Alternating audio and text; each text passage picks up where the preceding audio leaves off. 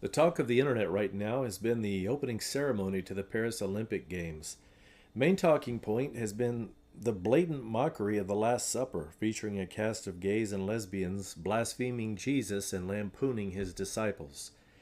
Well, that was certainly a bad enough look for the Summer Games, but what really stood out to me was the bloody symbolism of communist revolution. Aside from the Last Supper blasphemy, what captured the most attention was the depiction of a beheaded Marie Antoinette dressed in a fiery red gown. In fact, there was blood and fire everywhere throughout the ceremony, including a special effect involving massive clouds of what was clearly supposed to be blood emanating from a recreation of the storming of the Bastille during the French Revolution. And revolution is the operative word here.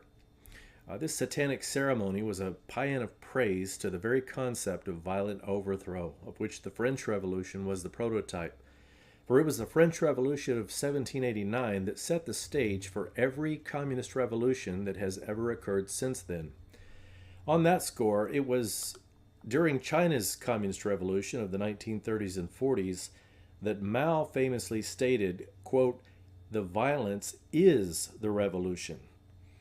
This same sentiment was also previously articulated by Lenin during the Soviet Revolution 2 decades earlier.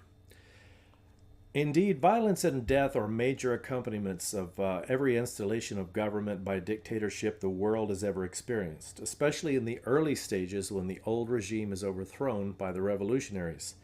And with that said, one can't help seeing the obvious reference to violent change in this summer's Olympic opening ceremony. The theme song for the ceremony was John Lennon's famous song Imagine, which has become something of a theme song for world communism.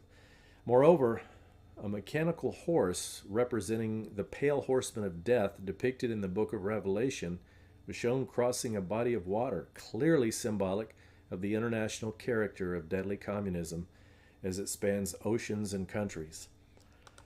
It was further noted by some astute commentators that the revolutionary character of the Olympic ceremony came after the left secured a stunning number of seats in the recent French legislative election. And it was further pointed out that one of the first things communists do when they gain ascendancy is to mock and destroy religion, especially Christianity, which this ceremony was clearly designed to do.